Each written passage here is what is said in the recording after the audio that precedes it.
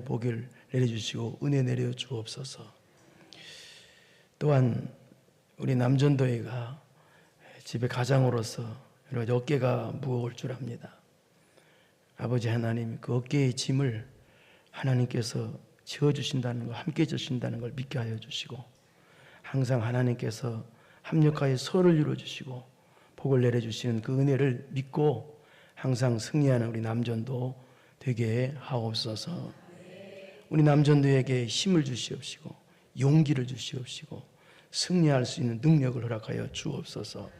또한 사랑하는 성도들 모두에게도 다 같은 은혜 내려주시고, 항상 이 세상을 살면서 여러 가지 어려운 문제가 있을지라도 말씀에서 위로를 찾게 하옵시고 예배에서 위로를 찾게 하옵소서.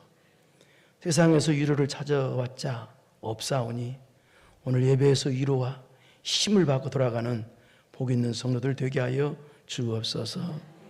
모든 영광 하나님께 돌립니다. 예수님의 이름으로 기도드리옵나이다. 아멘. 이 갈라디아서죠. 이 갈라디아서는 바울 사도가 갈라디아라고 하는 큰 지역이 있는데 그 지역 안에 있는 여러 교회들을 향해 쓴 서신이 갈라디아서입니다. 왜 썼느냐?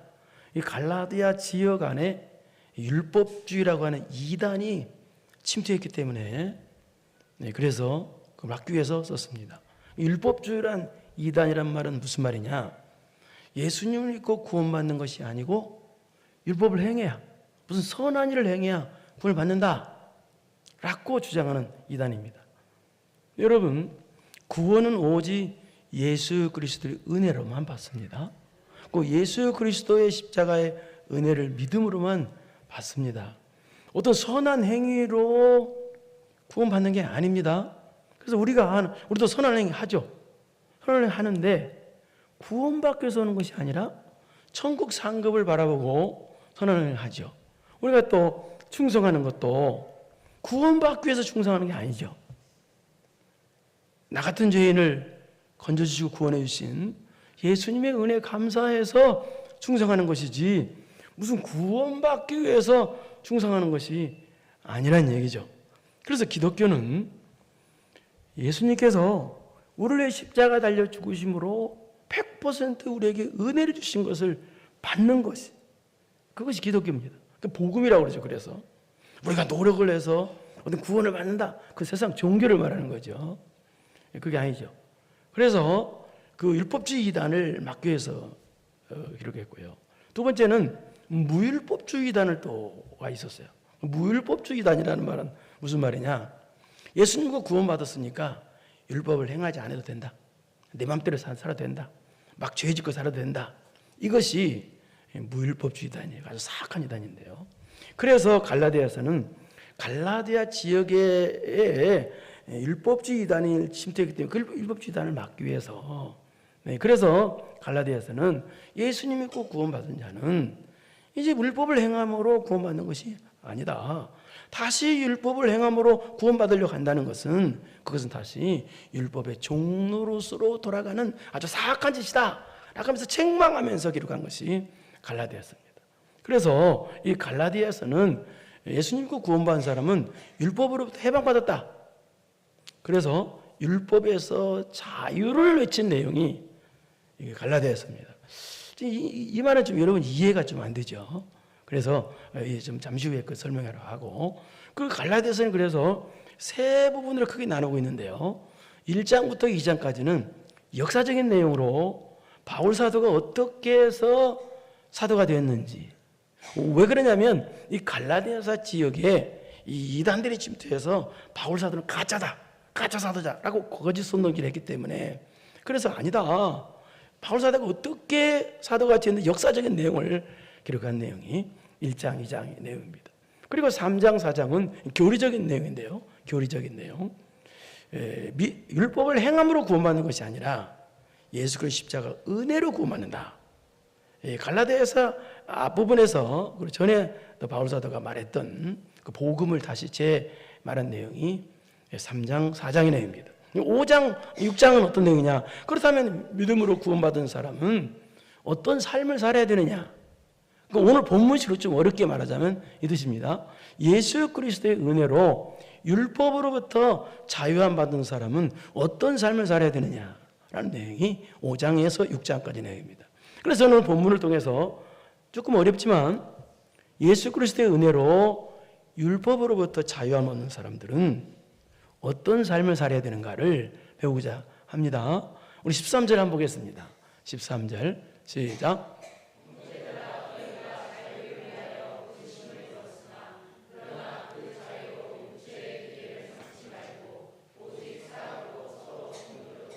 여기 보니까 형제들아 너희가 자유를 위하여 부르심을 입었으나, 이 말은 무슨 말이냐 이 뜻입니다. 예수님께서 여러분에게 자유함을 주시기 위해서 구원해 주셨다는 뜻입니다. 그러니까 얽매여온 것이 아니라 자유를 주시기 위해서 구원해 주셨다. 그럼 어떤 자유를 주시기 위해서 우리를 구원해 주셨나, 우리를 불러주셨나. 이게 형제들아 너희가 자유를 위하여 부르심을 입었으나, 이게 그 뜻입니다. 그럼 어떤 자유를 주시려고 부르시나? 첫째는 이런 자유를 주시기 위해서 불러주셨습니다. 죄의 종으로부터 자유를 주시기 위해서 불러주셨어요. 죄의 종으로부터 자유를 주기 위해서. 이 말은 예수님께서 우리의 십자가 달려 죽으심으로 죄에서 해방받았다, 그런 뜻이고요. 우리 요한복음 8장 32절 34절 보겠습니다. 요한복음 8장 32절 시작. 여기 진리가 너를 자유롭게 한다. 여기 진리는 예수님을 뜻하고요. 예수님께서 행하신 모든 행동, 또 예수님께서 전하신 진리의 말씀을 뜻합니다. 그러니까 진리가 너희를 자유롭게 하리라. 이 말은 예수님이 너희를 자유롭게 한다. 또 예수님께서 하신 말씀이, 진리의 말씀이 너를 자유롭게 한다라는 뜻입니다. 근데 이 말을 이제 유대인들은 못 알아듣고요. 그 다음 장 33절을 보겠습니다. 그 다음 절 시작.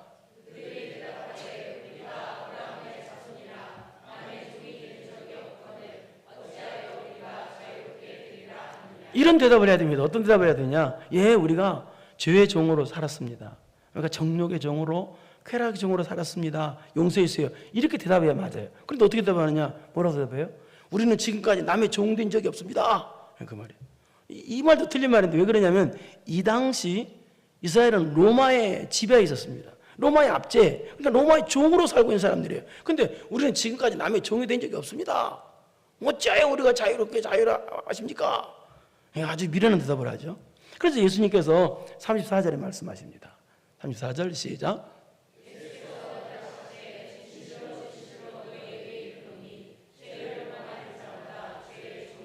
너희들은 지금 죄의 종으로 살고 있다라는 말입니다. 그러니까 여기 보니까 죄를 짓고 있는 자는 다 죄의 종으로 살고 있다, 그 뜻입니다. 여러분 현대인들은 다 돈의 종으로 살죠. 물질의 종으로, 쾌락의 종으로, 쉽게 말해서 정욕의 종, 죄의 종으로 살고 있죠. 그래서 예수님께서 왜 죄의 종으로부터 자유함을 주시려고, 즉 죄에 매여 사는 사람 되지 말도록 하기 위해서 우리를 구원해 주셨다라는 뜻입니다. 이것이 죄의 종으로부터 자유함 주시기 위해서 우리를 구원해 주셨다라는 뜻입니다. 불러주셨다. 또 두 번째는 죄의 종으로부터 자유함을 주시기 위해서 우리를 불러줬다, 구원해 주셨다. 이 말은 또 무슨 말이냐? 이 뜻입니다. 예수님께서 우리의 과거의 죄나 또 현재의 죄나 앞으로 미래의 죄나 십자가로 다 사해 주셨다라는 뜻입니다. 그래서 이제는 여러분들이 어떤 실수를 하거나 죄를 범해도 그것 때문에 심판받거나 지옥에 가지 않는다라는 뜻입니다. 이것이 죄의 종으로부터 자유함을 주시기 위해서 불렀다는 뜻이에요. 그러니까 참 대단한 은혜죠. 여러분 실수하고 지져도 이제는 심판받지 않아요. 이제는 지옥 가지 않아요. 놀라운 은혜죠. 그 말을 설명한 것이 로마서 8장 1절에서 2절입니다. 한번 보겠습니다. 8장 1절 시작.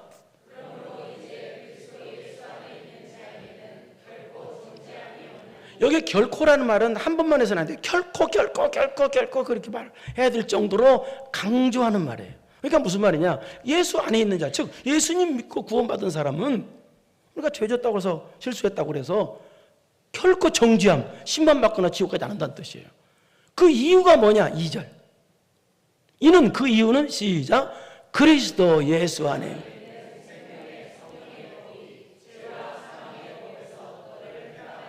네. 예수님께서 십자가 지심으로 죄와 사망에 모여서 해방시켜주셨어요. 그래서 예수 안에 있는 자, 즉 무슨 말이냐, 예수를 믿는 자에게는 이제는 좀 실수했다고 좀 죄졌다고 그래서 심판을 받거나 결코 정죄함이 없어요. 그러니까 죄에서 해방하기 때문에 어때요? 심판받거나 지옥에 가거나 그런 일이 없다. 그것이 바로 죄의 종으로부터 자유함을 주시기 위해서 우리 부르셨다라는 뜻입니다. 이게. 그 다음에 두 번째는 그럼 뭐에서 자유함을 주셨느냐, 왜서 우리를 구원해 주셨느냐. 그 두 번째는 뭐냐, 율법의 종으로부터 자유함 주시기 위해서 우리를 부르셨다. 다시 13절 보겠습니다. 13절 시작.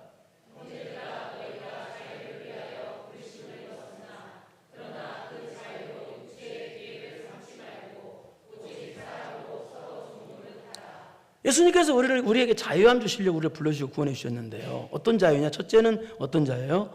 죄의 종으로부터 자유. 두 번째는 어떤 자유냐? 여기 자유는 자유를 위하여, 여기 자유는 또 뭐냐면 율법의 종으로부터 자유란 뜻이에요.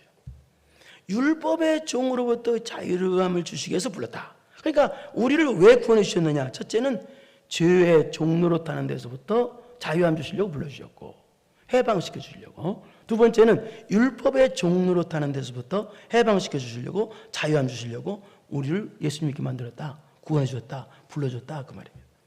그러면 율법의 종으로부터 자유함이라는 게 뭐냐? 그게 5장 1절입니다. 보세요. 5장 1절 시작.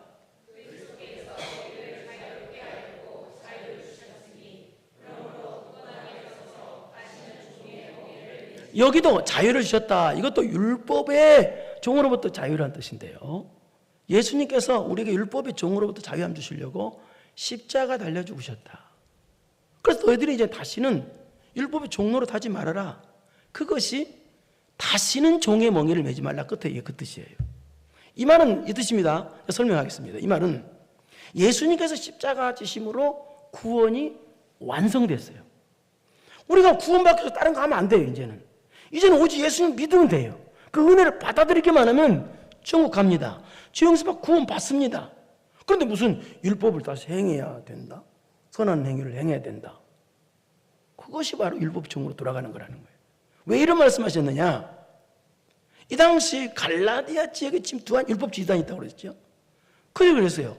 그들이 뭐라고 했느냐? 우리가 예수님 믿고 구원받는 완전한 구원입니다. 더 이상 할 게 없어요. 구원에 대해서는요. 우리가 충성하는 건 상급 때문에 하는 것이지 무슨 구원과는 상관이 없어요. 예수님 믿고만 다 구원받는 거, 다 천국 가는 거예요. 믿기만 하면. 그런데 갈라디아 침투한 율법 지단들은 아니다. 예수님 믿고 구원받았어도 할례를 행해야 된다.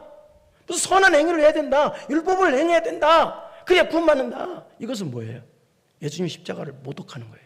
십자가를 모독하는 거고 다시 율법의 종으로 돌아가는 거예요. 그래서 율법의 종으로부터 자유함을 주시려고 자유 주셨다, 우리를 불러주셨다라는 말은 무슨 말이냐면 우리가 구원받는 것은 율법을 행함으로 구원받는 것이 아니라 오직 예수 그리스도의 십자가의 은혜로 구원받는 것이다 를 설명하는 것이 바로 율법의 종으로부터 자유함을 주시겠다, 그런 뜻이에요. 그럼 다시 13절을 보세요. 그런데 이제 제가 보겠습니다. 형제들아 너희가 자유를 위하여 부르심을 입었으나 그렇다면 이제 우리가 주의 종으로부터 자유함 받고 율법의 종으로부터 자유함을 받았으면 그럼 지금부터 갈라디아 지역에 또 침투한 무율법주의 이단들처럼 그럼 막 죄를 막 짓고 살아도 될까요? 다시 율법을 어기면서 막 율법이 쉽게 말해서 하나님 말씀입니다. 하나님 말씀 어기면서 막 살아도 될까요? 절대 그러면 안 된다가 이 말입니다. 그래서 여기서 형제들아 너희가 자유를 위하여 부르심을 입었으니라고 하지 않고 입었으나라고 한 거예요. 입었으니는 아니에요. 입었으나. 그러니까 우리가 죄의 종으로부터 해방, 율법의 종으로부터 해방 받았으면 이제부터는 뭐 죄 마음대로 졌다, 지도 된다, 율법을 마음대로 어기면 된다, 그게 아니란 얘기입니다.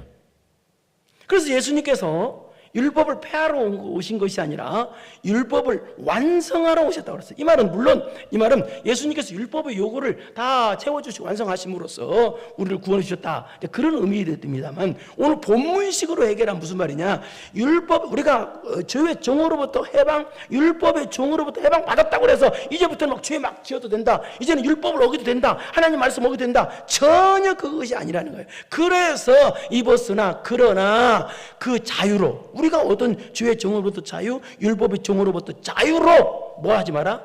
육체의 기회를 삼지 말아라. 이 말은 그랬다고 해서 다시 죄 짓고 다시 범죄하고 절대로 그러면 안 된다라는 것입니다.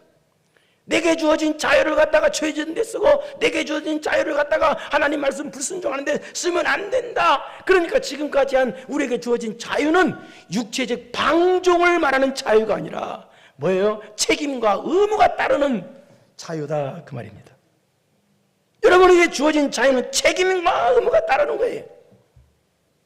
방종의 자유가 아니에요. 내 마음대로 된다는 그런 자유가 아니라는 거예요. 그러니까 하나님께서 여러분에게 죄의 종으로부터 자유, 율법의 종으로부터 자유를 주신 거는 그 자유 가지고 네 마음대로 살아라가 아니라 너는 이렇게 살아야 된다는 책임과 의무가 따르는 그런 자유다, 거룩한 자유다, 그런 뜻입니다. 그러면 우리에게 어떤 이 자유를 주었는데, 이 자유, 죄의 종으로부터 자유, 율법의 종으로부터 자유를 주었는데 이 자유를 어떤 것을 해야 되느냐, 어떤 것을 해야 되냐, 그게 바로 오직이라서. 오직 뭐라고 그랬어요?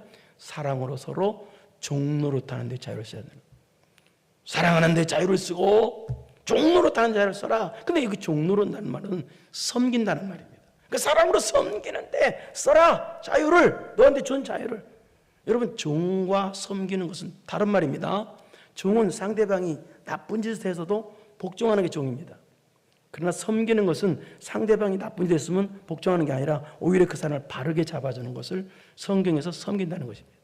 그 사람의 신앙생활 엉터리를 하면 바르게 잡아줘서 예배당 나오게 만들고 기도하게 만들고 충성하게 만들고, 여러분은 꼭 그렇게 하시길 바랍니다. 엄마같이 아버지같이 그렇게 믿으세요.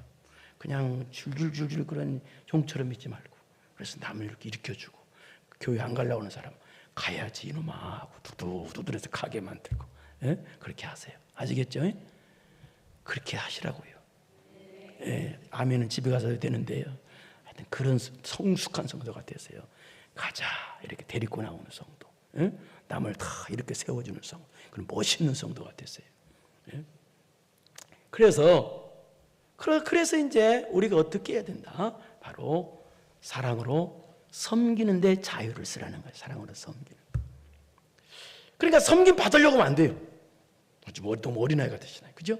섬길. 성숙한 사람은 섬기죠. 근데 이게 사랑으로라는 말은 좀 중요한 말이니까 잠시 후에 다시 설명하겠습니다. 그럼 또 이제 우리가 자유 주신 자유를 또 두 번째는 어디에 써야 되느냐? 베드로전서 2장 16절 17절을 보겠습니다. 16절 17절. 베드로전서 2장 16절 보겠습니다. 예, 읽습니다. 시작.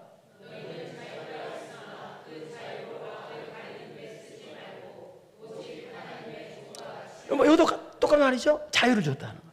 율법의 종으로부터 자유, 죄의 종으로부터 자유를 줬는데 그 자유를 가지고 어디다 써라? 악을 가리는 데 쓰지 말고, 쉽게 말해 죄 짓는 데 쓰지 말고 어디다 써라? 오직, 여기도 오직 나오죠. 하나님과 종과 같이. 여기 하나님 종과 같지 않은 말은 하나님 말씀에 복종하는 데 쓰라는 뜻이에요. 그러니까 하나님께서 우리에게 주신 자유, 두 가지 자유를 어디다 쓰라? 어디다 쓰라? 바로 섬기는 데 쓰고 순종하는 데 쓰라는 거예요. 두 가지. 섬기는 데 쓰고 순종하는 데 쓰라. 그 섬기는 데 쓰고 순종하는 데 쓰는 게 종과 같이 그 뜻입니다. 순종하는 데 쓰라는 뜻이에요. 그러면 그 섬기는 데 쓰고 순종하는 데 쓰는 것을 한꺼번에 묶은 말이 17절이에요. 17절 보세요. 베드로전서 2장 10절 시작. 웃사람을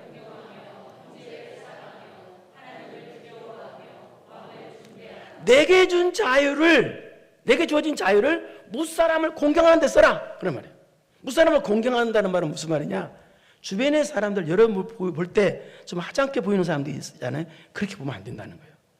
모든 사람을 다, 저 사람도 하나님께서 사랑으로 선택해 주신 귀한 하나님 백성이다 하고 귀하게 보라는 뜻이에요. 그래서 그 사람을 겸손한 가운데서 귀하게 여겨줘라. 그런데 쓰라. 그 다음에 형제를 사랑하라. 여기 형제를 사랑하는 데 쓰라. 여기 형제를 사랑하는 뜻은 무슨 뜻이냐? 사랑했다, 사랑하지 않았다, 미워했다, 사랑했다, 그러지 말라는 뜻이에요. 변함없이 사랑하는 데 쓰라는 뜻이에요.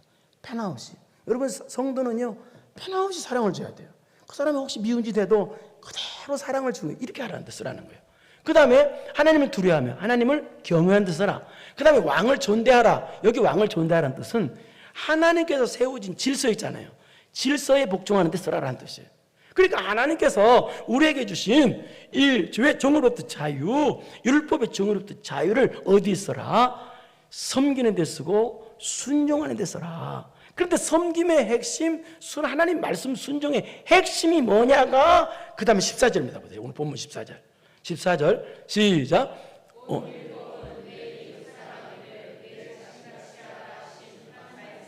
하나님 말씀의 핵심이 뭐냐? 하나님 사랑이라는 거예요. 사랑. 여기 사랑은 하나님 사랑, 이웃 사랑인데요, 하나님을 사랑하는 사람은 사람을 사랑하게 됐다는 뜻이에요. 열매로. 그런 뜻이에요. 그러니까 하나님을 안 사랑하는 사람은 성도를 안 사랑한다는 뜻이에요. 그러니까 이 말은 무슨 말? 하나님께서 우리들에게 주의 종으로부터 자유, 율법의 종으로부터 자유를 주었는데 이 자유를 어떻게 써라? 쉽게 말해서 섬기는 데 쓰고 순종하는 데 쓰는데, 하나님 말씀의 율법에. 그런데 사랑 없이, 사랑하는 마음 없이 쓰면은 그것은 가짜다라는 뜻이에요. 그러니까 우리가 섬기는데 사랑하는 마음으로, 그리스도의 사랑하는 마음으로 섬기고 사랑하는 마음으로 순종하는 데 써라. 여러분 요즘 어디 가나 인공지능 AI가 어디든지 볼 수 있죠. 특히 식당에 가면은 AI 서빙 로봇을 여러분 보죠. 그래서 여러분 이게 음식을 주문하면 기계가 와서 비키세요 깜짝 놀라니까 이거 그래가지고, 예? 그래서 기계 오면은 우리가 갖다 먹어, 네가 갖다 먹어, 그런 식이에요. 그래서 갖다 먹으면 기계한테 순종하니까 좀 신기하게 됐는데, 근데 그런지 볼 때마다 너무 편하게 장사하는 거 아닌가 하는 그런 생각도 들어요. 기계는 편리한데 뭐가 없습니까? 뭐가 없어요? 기계는요. 사랑하는 마음이 없어요. 기계는요. 사랑이 없어요. 그래서 우리가 순종할 때 기계적으로 섬기거나 의무감으로 순종하면 안 된다는 뜻이에요. 나 같은 죄인을 불러주신 하나님의 놀라운 십자가의 사랑을 받았으니 어떻게 해요? 이제 사랑하는 마음으로 섬기고 사랑하는 마음으로 가지고 율법에 순종하라는 거예요. 그럼 만약에 사랑하는 마음으로 섬기지도 않고 사랑하는 마음 없이 사랑하는 마음으로 순종하지도 않고 율법에, 마치 AI 서빙 로봇처럼 기계적으로 섬기고 기계적으로 순종하면 어떻게 되느냐가 15절입니다. 보세요. 그렇게 되면 이렇게 된다는 뜻이에요. 시작. 서로 물고 비난하고 결과는 망한다는 거예요. 섬기고도 망해. 에? 아니 세상에 섬기고도 망하고 순종하고도 망해. 멸망해. 그러니까 기계적으로 섬기고 기계적으로 순종하는. 교회도 기계적으로 나와. 기계적으로 예배드리고 기계적으로 찬성하고 목사하고 인사할 때도 기계적으로 인사해. 주님을 뜨겁게 사랑하는 마음이 없이, 사랑하는 마음이 없이 그냥 기계적으로 인사하고 기계적으로 예배드리고 기계적으로 찬송하고 기계적으로 기도하고, 그러면 어떻게 돼요? 그건요, 기계적으로 예배드리고 기계적으로 섬기고 기계적으로 순종하는 건 하나님이 안 받으신다는 거예요. 안 받으실 뿐만 아니라 물고 피차 싸워서 결국에는 멸망한다는 거예요. 여러분 음식점에 가봐도 손님을 기계적으로 대하는 음식점은 어때요? 여러분 가서 식사하러 가면요, 뭔가 찝찝한 생각이 들죠. 손님이 왔는데 내 돈 내고 먹는데 기계적으로 돼. 너무 그냥 문제가 있죠. 그런데 여러분 어때요? 어머니가 끓여주시는 김치찌개는 어때요? 저는 지금까지 우리 어머니가 끓여주는 김치찌개보다 맛있는 김치찌개를 우리 사모님한테 미안하지만 먹어본 적이 없습니다. 제가 김치찌개를 굉장히 좋아해서요, 김치찌개 전문점도 몇 번 가봤어요. 근데 우리 어머니가 끓여주는 김치찌개처럼 맛있는 김치찌개 음식점은 없었어요. 왜 그럴까요? 물론 우리 사모님 김치찌개 엄청 맛있습니다. 김치찌개 말고요, 집에 가서 큰일 날 것 같아서 갑자기 겁이 덜컥 나서요. 네? 전혀 그 뜻이 아닙니다. 근데 우리 어머니가 끓여주는 김치찌개는 그 속에 돈이 들어있는 게 아니라 사랑이 담겨 있어서, 우리 어머니가 돌아가신 어머니가 끓여준 김치 속에는 돼지 한 마리가 들어가지고 나 김치찌개에서 지금 수영하고 있다 꿀꿀꿀 그러는 것 같았어요. 그래서 그 어머니가 끓여주는 김치찌개 배불러서 그만 먹으려고 우리 어머니가 옆에 앉아가지고 옛날에 더 먹어라 어머니가 그래요. 그럼 어떤 때는 한 2번이가 그런 적이 있어요. 눈물을 꾹 참고 고개 숙이고 김치찌개를 먹은 적이 있었어요. 사랑이 담긴 김치찌개. 사랑하는 성도 여러분, 예수님은 여러분을 위해 십자가에 달려 죽으셨어요. 그만큼 사랑하셔요. 그래서 여러분에게 주신 십자가의 자유는 희생의 십자가로 주신 죄의 종으로부터 자유, 율법의 종으로부터 자유예요. 거룩한 자유예요. 어떻게 되겠어요?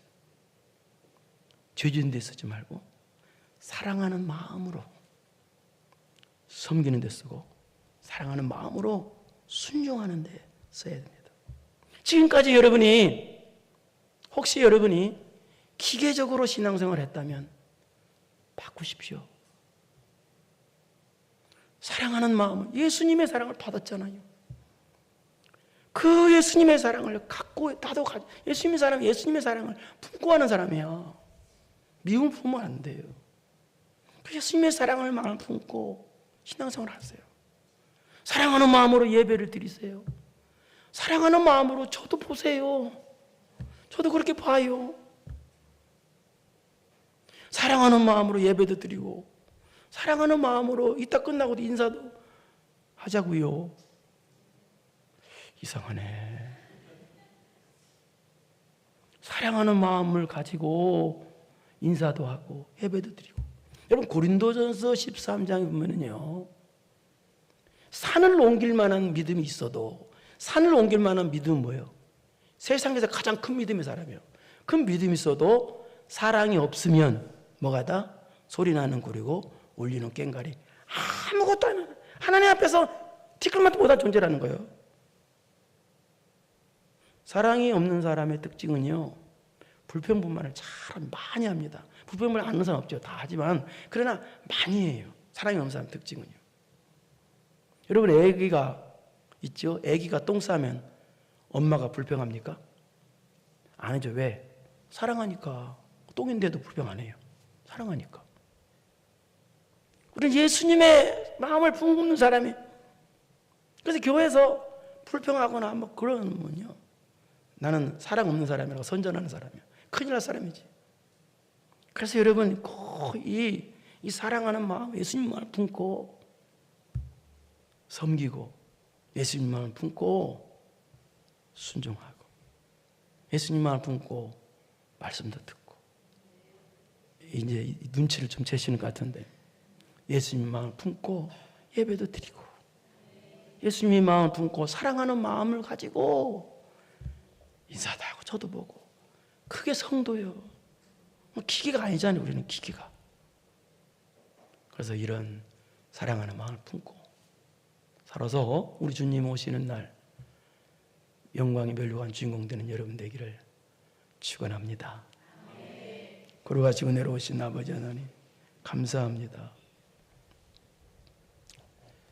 우리는 때로 연약하고 부족하기 때문에 하나님께서 우리를 주의 종으로부터 해방시켜 주셨습니다.